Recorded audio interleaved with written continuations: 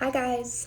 Week 2 discussion on John Walton and the interview with him and how to read Genesis and whether I agree or disagree with his advice on how to read it. I think that both of the interviews were actually just really helpful because I've never read Genesis before, and after reading it, I was really interested to hear what his breakdown sounded like. And I love that he just key points. He was like, this is written in an ancient language. It's not meant to be a modern day science book.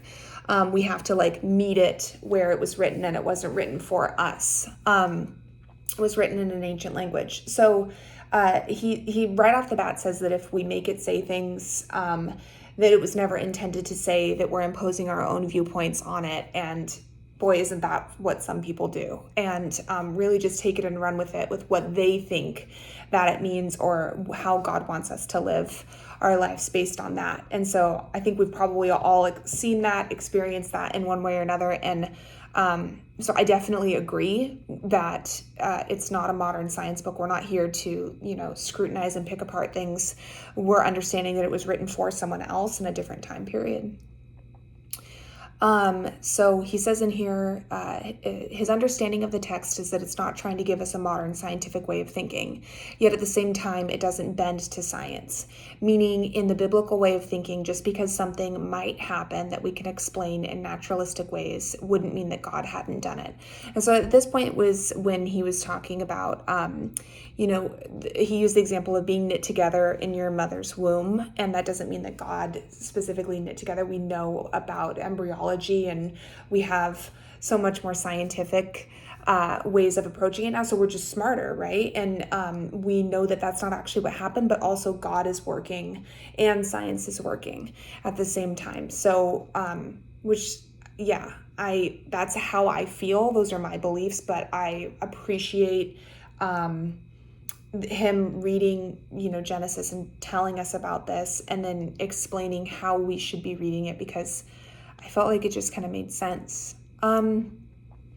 Let's see. I guess if I were to challenge some things for what I disagree with, I did feel like some of the examples that he was trying to give maybe were taken a little bit too far.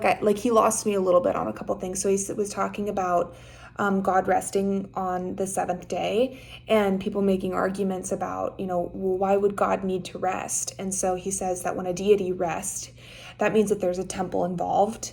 And he says we find out that their rest is not leisure or relaxation. Their rest is, okay, everything is organized the way it should be, and now I can take charge.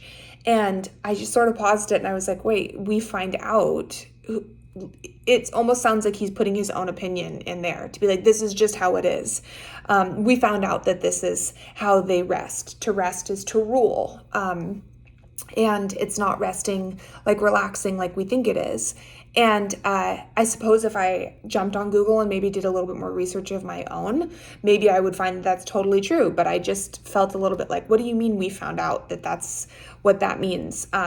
It felt like a big jump to say he's not resting, he's ruling, because we know that deities rest in temples, and there was a temple involved. And so but I think that's probably the whole point of this assignment, was to make us think, okay, what do I agree with? What don't I agree with? And overall, I learned so much, and I'm learning so much this week because I just came in a total new kid to the Bible, and it's been really exciting to kind of dive into all of it. So looking forward to seeing what everyone else has to say about this.